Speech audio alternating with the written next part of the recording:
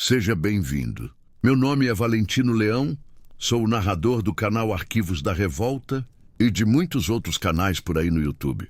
Peço para que faça um café e sente-se confortavelmente em um sofá, porque a história que você vai ouvir hoje é digna de reconhecimento. O ano de 1885 chegou à zona da Mata de Pernambuco, carregando o peso de 3 séculos de injustiça.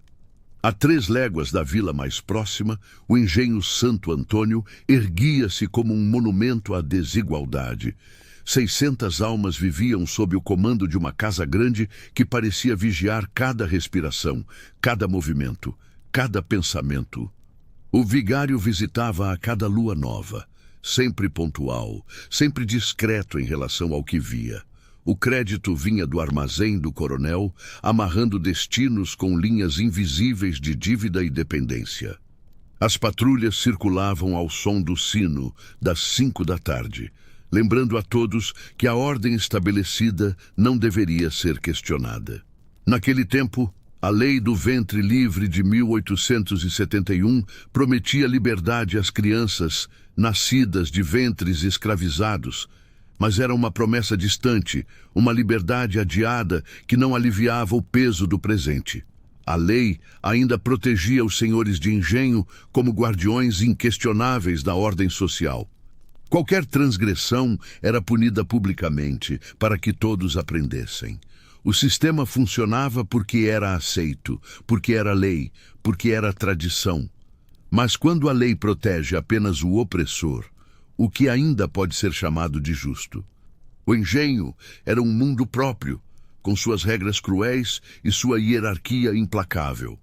A casa grande dominava a paisagem com suas paredes caiadas e varandas largas, onde a família senhorial observava o trabalho nos canaviais como quem assiste a um espetáculo distante. As senzalas se espalhavam ao fundo, construções precárias onde a dignidade era testada a cada dia.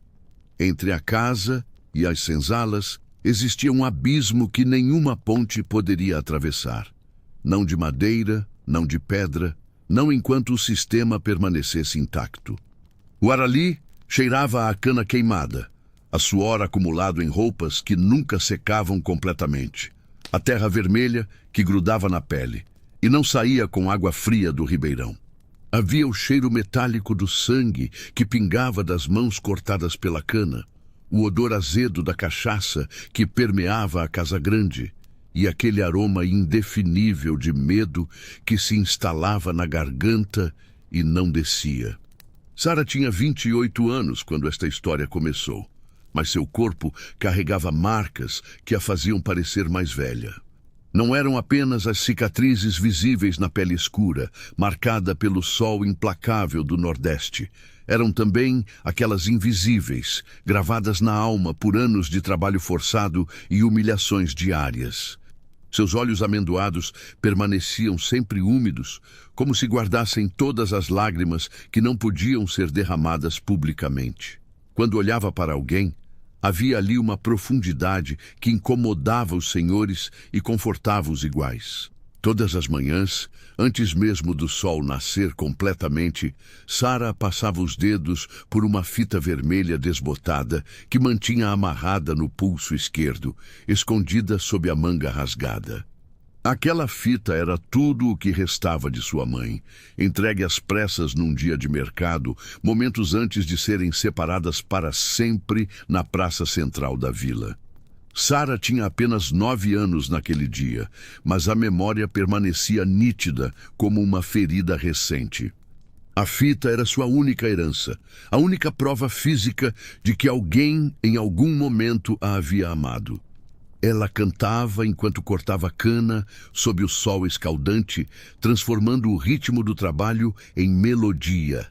Cantava enquanto lavava roupas no ribeirão, fazendo a água parecer menos fria.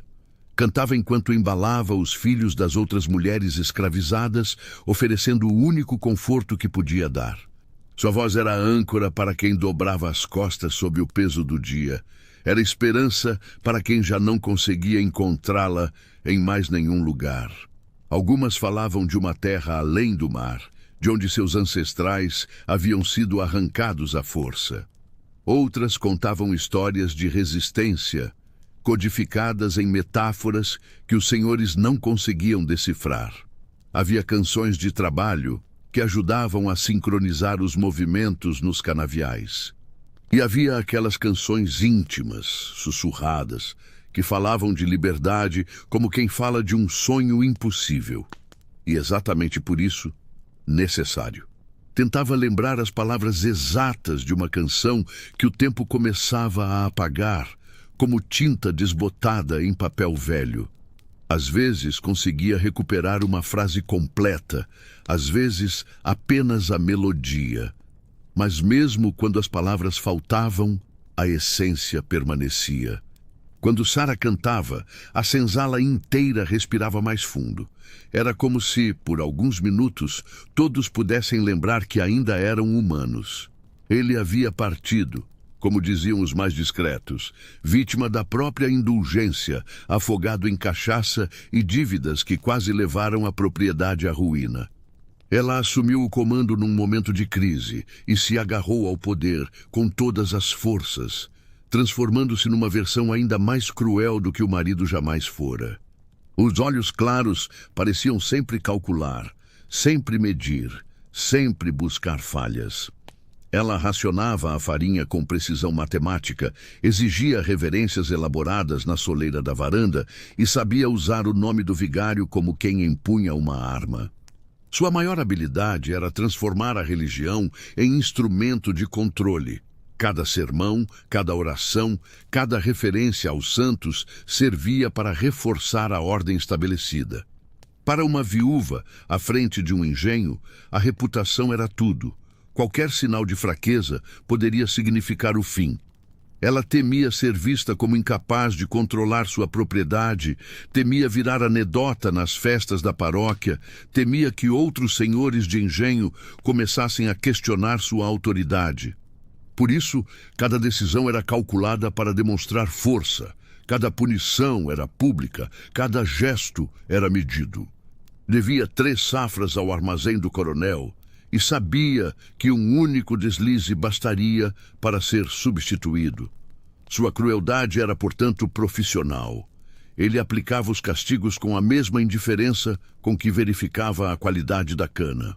Para ele, as pessoas escravizadas eram números, unidades de produção, que precisavam ser mantidas funcionando com o mínimo de custo possível. Choravam por um filho que nunca nasceu, por um casamento que nunca trouxe felicidade, por uma vida que não correspondia ao que havia imaginado na juventude. Mas pela manhã, todo rastro de vulnerabilidade desaparecia, substituído pela máscara de ferro que usava para governar. O abuso começou de forma sutil, como quase sempre começa. Primeiro, foram apenas olhares desaprovadores quando Sara cantava durante as refeições comunitárias. Depois, comentários ácidos sobre como certas pessoas não sabiam se comportar adequadamente. A Sinhá começou a proibir o canto em situações específicas, durante as orações, durante as visitas do vigário, durante o trabalho próximo à Casa Grande. No dia seguinte, assustava as crianças da Casa Grande. Depois, ofendia os santos com melodias inadequadas. Mas todos nas senzalas sabiam qual era o motivo real. A Sinhá invejava algo que não conseguia arrancar de Sara. Aquela centelha de humanidade preservada, aquela capacidade de transformar sofrimento em beleza, aquela voz que recusava-se a ser quebrada. A inveja é um sentimento peculiar entre opressores. Eles podem possuir o corpo, podem controlar cada movimento, podem determinar cada aspecto da vida material, mas não conseguem possuir a alma, e isso os corrói por dentro. A Sinhá tinha tudo o que o sistema lhe garantia: propriedade, poder, status social. Mas não tinha a dignidade tranquila que via nos olhos de Sara. Não tinha a capacidade de encontrar beleza mesmo na adversidade. Não tinha aquela voz que parecia vir de um lugar mais profundo do que qualquer sofrimento poderia alcançar. Certa manhã, durante a distribuição da ração semanal, a situação escalou. Sara havia começado a cantarolar baixinho enquanto esperava sua vez na fila. Era uma melodia suave, quase imperceptível, um hábito inconsciente. Assim a ouviu e seu rosto se transformou. Num movimento súbito, ela ordenou que Sara se ajoelhasse ali mesmo, diante de toda a senzala reunida. O silêncio ao redor era pesado, carregado de medo e solidariedade impotente. Lentamente, ela se ajoelhou, mas quando falou, sua voz saiu firme, quase um sussurro desafiador que apenas os mais próximos puderam captar completamente. Peço perdão, Sinhá, por ter esquecido meu lugar. Nos dias seguintes, as mãos de Sara começaram a tremer involuntariamente ao segurar a enxada. O sono nunca durava mais que 2 horas seguidas, interrompido por pesadelos ou pelo próprio corpo em estado de alerta constante. Ela continuava trabalhando, continuava cumprindo todas as ordens, mas algo havia mudado. O medo se instalou. Não apenas o medo da punição física. Esse ela já conhecia bem. Mas o medo de perder a única coisa que ainda era verdadeiramente sua. Sua voz. A pergunta ecoava nas senzalas em conversas sussurradas. Guardar silêncio por proteção é coragem ou covardia? Alguns diziam que Sara deveria simplesmente obedecer, que não valia a pena arriscar mais sofrimento por causa de canções. Outros argumentavam que ceder completamente era morrer por dentro, era aceitar a desumanização total. Não havia resposta fácil. Cada pessoa escravizada no engenho fazia seus próprios cálculos de sobrevivência, pesando o que podia sacrificar sem perder a si mesma completamente. Maria, a cozinheira mais velha da Casa Grande, observava tudo com olhos atentos. Ela tinha 56 anos e sobrevivera a 3 senhores diferentes. Conhecia cada segredo da casa, cada fraqueza dos poderosos, cada fissura no sistema aparentemente sólido. Era ela quem preparava as refeições, quem ouvia as conversas através das paredes finas, quem via o que acontecia quando os senhores pensavam estar sozinhos. Sabia que o feitor Joaquim desviava parte da cana para vender por conta própria. Sabia que o vigário tinha uma fraqueza particular por elogios e temia escândalos acima de qualquer coisa. Conhecimento era a única forma de poder acessível aos que viviam nas sombras. E Maria colecionava informações como outros colecionavam moedas. Ele era praticamente invisível para os senhores. Apenas mais uma criança escravizada fazendo trabalhos insignificantes. Mas João tinha ouvidos atentos e pés rápidos. Ele sabia quem falava com quem devia favores a quem tinha segredos que não podiam ser revelados. Movia-se pelo engenho como uma sombra, notando tudo, sendo notado por ninguém. Ele havia perdido a visão do olho direito num acidente de trabalho décadas atrás, mas enxergava coisas que pessoas com visão perfeita não viam. Tomé sabia ler gestos, sabia interpretar silêncios, sabia prever o comportamento dos senhores melhor do que eles próprios. Dizia-se que ele havia conhecido homens e mulheres livres na juventude, antes de ser capturado, e que guardava memórias de um tempo diferente. Não se reuniam abertamente, não faziam planos explícitos, mas mantinham um fluxo constante de informações que circulava pelas senzalas como água subterrânea. As semanas passaram e a situação continuou a se deteriorar. A Sinhá expandiu suas proibições. Sara não podia mais cantar em lugar algum dentro dos limites do engenho. A punição por desobediência não era especificada, o que a tornava ainda mais assustadora. O não dito muitas vezes causa mais medo do que a ameaça explícita. As outras pessoas escravizadas sentiam a falta também. O trabalho parecia mais pesado, sem as canções, os dias pareciam mais longos, a esperança parecia mais distante. Era uma canção que sua mãe havia ensinado. sobre uma árvore que crescia mesmo em solo rochoso, que encontrava água mesmo na seca, que resistia mesmo quando todos os ventos conspiravam para derrubá-la. As lágrimas correram por seu rosto enquanto cantava, e ela segurou a fita vermelha no pulso como se fosse uma tábua de salvação. Era quando os senhores de fazendas vizinhas se reuniam, quando as aparências precisavam ser mantidas a qualquer custo, quando a sinhá se tornava ainda mais rígida em suas exigências. O engenho inteiro era preparado com semanas de antecedência. A casa grande recebia uma nova camada de cal. Os jardins eram podados com precisão militar. Até mesmo as senzalas recebiam uma limpeza superficial para que os visitantes não vissem a degradação real. Foi numa tarde de preparativos, 3 dias antes da festa, que a sinhá chamou Sara até a varanda da casa grande. O sol estava começando a baixar, pintando o céu de laranja e vermelho. Maria, que estava na cozinha próxima, conseguiu ouvir toda a conversa através da janela aberta. "Você será vendida", anunciou a sinhá, sua voz fria como pedra. "Já acertei com um comprador do sertão. Partirá logo após a festa." O sertão significava distância impossível, significava nunca mais ver as pessoas que conhecia, nunca mais tocar a terra onde sua mãe havia pisado. Significava separação dos poucos laços que ainda mantinha. Mas mais do que isso, significava que a sinhá havia encontrado a forma definitiva de silenciá-la.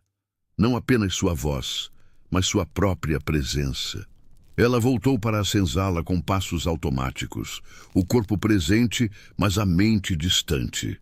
Naquela noite, enquanto todos dormiam ao redor, Sara permaneceu acordada, olhando para a fita vermelha em seu pulso. Pela primeira vez em muito tempo, não sentiu apenas medo ou resignação. Sentiu algo diferente. Algo que começava pequeno, mas crescia como brasa soprada. Uma clareza fria, uma determinação que vinha de um lugar profundo. Notou que o feitor Joaquim bebia cachaça todas as noites após o jantar, e que por volta das 9 horas sua coordenação já estava comprometida. Notou que ele guardava as chaves da despensa num gancho perto da porta, sempre no mesmo lugar. Notou que a sinhá tomava seu láudano religiosamente às 10 horas e que depois disso dormia profundamente até o amanhecer. Notou que os fazendeiros vizinhos que viriam para a festa incluíam o coronel Mendonça, conhecido por sua rigidez quanto à moral cristã e que, segundo os rumores, já havia denunciado outros senhores por comportamento inadequado. Sara percebeu algo fundamental. A sinhá temia o escândalo mais do que qualquer outra coisa. Sua posição como viúva comandando um engenho era precária, dependia completamente de sua reputação. Um escândalo público, especialmente envolvendo crueldade desnecessária ou comportamento que pudesse ser interpretado como desumano pelos padrões da época, poderia arruiná-la socialmente. Ele prezava sua reputação de homem justo e moderado, mesmo que na prática fizesse vista grossa para a maioria dos abusos. Mas havia limites. Certos excessos, se tornados públicos, poderiam manchar sua imagem. Na noite seguinte, Sara procurou Maria na cozinha, num momento em que estavam sozinhas. Não trocaram muitas palavras, não precisavam.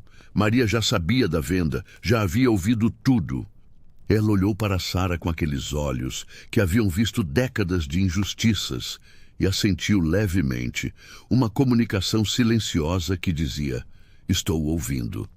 "Tem mesmo," Maria concordou, mexendo uma panela. "Especialmente com o coronel Mendonça vindo. Ele é rigoroso com essas coisas." Não precisavam elaborar um plano detalhado em palavras. Ambas entendiam como o sistema funcionava, entendiam as regras não escritas da sociedade senhorial, entendiam onde estavam as fissuras na armadura aparentemente sólida do poder. João, o menino mensageiro, foi procurado por Maria no dia seguinte. Ela lhe deu instruções simples: observar os horários exatos do vigário, confirmar quando o coronel Mendonça chegaria, estar pronto para correr uma mensagem específica no momento certo. O velho homem ouviu tudo em silêncio, seus dedos traçando padrões na terra, enquanto pensava. Finalmente ele disse: "A verdade, quando dita no momento certo, para as pessoas certas, pesa mais do que qualquer chicote. Mas tem que ser a verdade completa. Não pode ser exagerada, não pode ser inventada. A verdade basta." Que ela teme qualquer coisa que não possa controlar completamente, mesmo algo tão simples quanto uma canção. Ele fez uma pausa. O coronel Mendonça é um homem duro, mas se orgulha de ser justo dentro dos limites do que considera cristão. Ele acha que os escravizados devem ser mantidos em ordem, sim, mas também acha que certos excessos são indignos. Proibir uma mulher de cantar nas senzalas, vender uma família separada por puro capricho, essas coisas o incomodam. Planejaram algo mais poderoso naquele contexto específico, verdade articulada no momento exato para as testemunhas certas, de uma forma que não pudesse ser ignorada. O engenho estava em estado de agitação controlada, últimos preparativos, últimas verificações. O vigário havia chegado na véspera e estava hospedado no melhor quarto da Casa Grande. O coronel Mendonça chegaria ao meio-dia com sua esposa e 2 outros fazendeiros. Às 6 da manhã, como era seu hábito, o vigário saiu para sua caminhada até a capela. O caminho passava próximo às senzalas. João estava esperando, aparentemente apenas varrendo o terreiro, mas posicionado estrategicamente. "Padre, o senhor pode ouvir minha confissão? Mas tem uma mulher nas senzalas que gostaria de falar com o senhor antes de partir. Ela vai ser vendida hoje e está muito aflita." Mas sua vaidade foi acionada. Aqui estava uma oportunidade de ser o padre bondoso, de oferecer conforto espiritual. "Está bem, leve-me até ela." Ela se ajoelhou diante do vigário e, com voz controlada, mas emocionada, contou sua história. Não exagerou, não inventou. Contou simplesmente a verdade, que cantava para suportar o trabalho, que suas canções traziam conforto aos outros escravizados, que a Sinhá havia proibido seu canto em todos os lugares, que havia sido vendida para o sertão não por má conduta ou preguiça, mas porque sua voz incomodava. "Padre", ela disse, segurando a fita vermelha em seu pulso, "só queria poder me despedir cantando. Só queria poder deixar uma canção para meu povo antes de partir. Mas assim a diz que é pecado." Ele sabia que muitas injustiças aconteciam nos engenhos. Ele próprio fazia vista grossa na maioria das vezes. Mas ser confrontado diretamente, ser colocado como testemunha, era diferente. A Sinhá tem suas razões, certamente. A Sinhá é muito sábia, mas talvez o senhor pudesse falar com ela, explicar que uma canção de despedida não ofende a Deus? Quando o coronel Mendonça e sua comitiva chegaram ao meio-dia, encontraram a Casa Grande preparada para a festa. A Sinhá estava impecável, toda vestida de preto como convinha a uma viúva respeitável. As apresentações foram feitas, os cumprimentos trocados, o café servido na melhor porcelana. Foi durante o almoço que o vigário, talvez movido por sua própria consciência inquieta, comentou casualmente: "Conheci uma escravizada sua esta manhã. Uma mulher que canta", disseram. "Sara, creio?"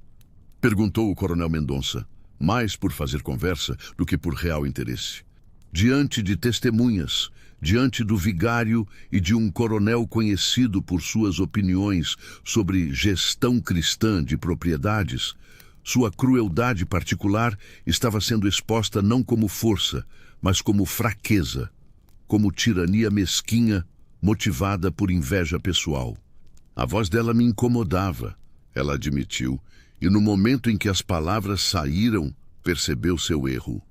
Proibir uma escravizada de cantar porque sua voz a incomoda pessoalmente, isso parece mais birra do que disciplina. Não por violência, não por ameaça física, mas por algo muito mais poderoso naquela sociedade específica, pelo julgamento moral de seus pares. Sua maior preocupação, manter sua reputação, ser respeitada pelos vizinhos, estava sendo ameaçada. Se insistisse em sua posição, seria vista como tirana cruel e mesquinha. Se recuasse, perderia a autoridade, mas manteria sua posição social. Se o coronel e o padre acham que a misericórdia cristã é apropriada, e por ordem do próprio vigário, ela estava autorizada a cantar durante a festa de São João. Ela segurou a fita vermelha em seu pulso, fechou os olhos por um momento e começou a cantar. Cantou as velhas canções que sua mãe havia ensinado. Cantou sobre árvores que cresciam em solo rochoso. Cantou sobre rios que encontravam seu caminho mesmo através das pedras. As pessoas escravizadas nas senzalas ouviram e sentiram algo que não sentiam há semanas: esperança. Os senhores na festa ouviram e alguns ficaram desconfortáveis, mas não podiam reclamar sem parecer mesquinhos. O coronel Mendonça comentou com aprovação: "Veja só, uma voz realmente bonita. Você fez bem em reconsiderar, senhora." Ela sabia que havia perdido algo importante naquele dia.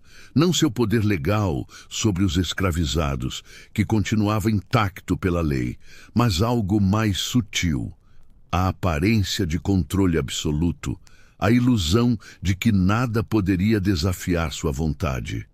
O feitor Joaquim desapareceu naquela mesma noite, antes do amanhecer.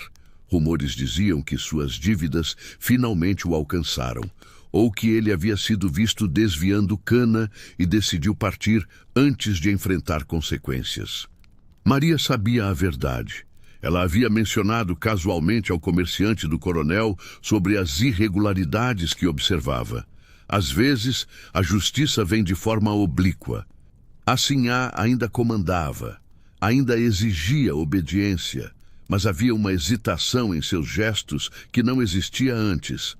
Ela sabia que estava sendo observada, que seus excessos poderiam ser reportados, que sua reputação dependia de manter ao menos uma aparência de gestão cristã. Sara continuou cantando, não ostensivamente, não de forma desafiadora, mas naturalmente, como sempre havia feito. Sua voz voltou a ecoar nos canaviais, no ribeirão, nas senzalas. E com ela voltou algo intangível, mas essencial. A lembrança de que ainda eram humanos, de que ainda possuíam algo que nenhuma lei injusta podia arrancar completamente. Anos depois, quando a abolição finalmente chegou em 1888, Sara ainda a usava. Ela sobreviveu para ver a liberdade legal, aquela que vinha com papéis assinados e leis proclamadas. Mas ela já conhecia uma verdade mais profunda, que a liberdade verdadeira começava no momento em que você se recusava a ser completamente quebrado, no momento em que mantinha viva aquela centelha de humanidade que o opressor tentava extinguir.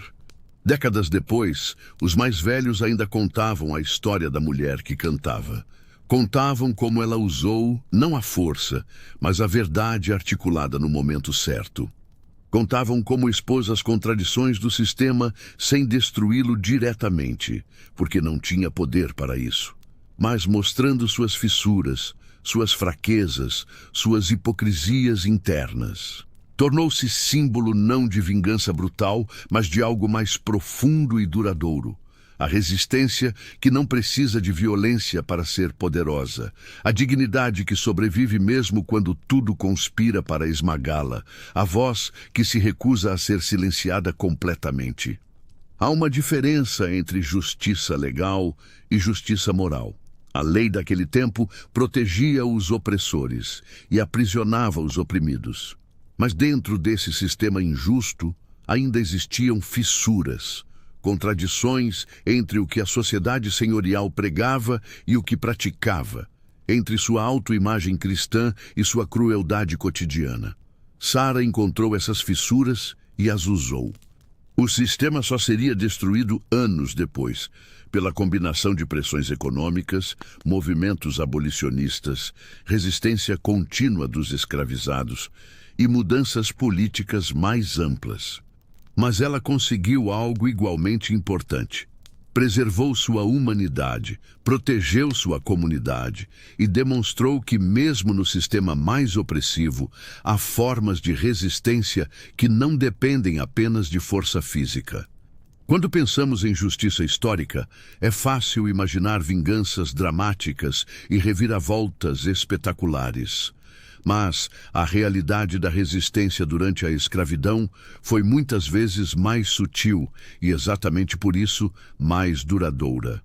Foi feita de pequenos atos de preservação da dignidade, de redes de solidariedade mantidas em segredo, de conhecimento acumulado sobre as fraquezas do opressor, de momentos calculados onde a verdade podia ser usada como arma sem precisar de violência física. E em uma época onde a sobrevivência com dignidade era em si um ato de resistência, isso era muito. Que a verdade, mesmo quando dita por quem não tem poder formal, tem seu próprio peso. E que às vezes a justiça não vem com trovões e relâmpagos, mas com sussurros persistentes que eventualmente se tornam impossíveis de ignorar. Dentro dos limites possíveis daquele tempo e lugar, dentro das ferramentas disponíveis para quem não tinha poder legal, talvez tenha sido a forma mais completa de justiça que podia ser alcançada. Foi suficiente? Nunca. Nenhuma justiça individual poderia compensar a injustiça sistêmica da escravidão. Mas foi algo, foi resistência, foi dignidade preservada, foi humanidade que se recusou a ser completamente extinta. E talvez seja isso que devemos lembrar, que mesmo nos momentos mais escuros da história, sempre houve pessoas que encontraram formas de resistir, de manter acesa aquela centelha de humanidade, de passar adiante, como uma fita vermelha desbotada, a mensagem de que somos mais do que o sistema tenta nos fazer acreditar.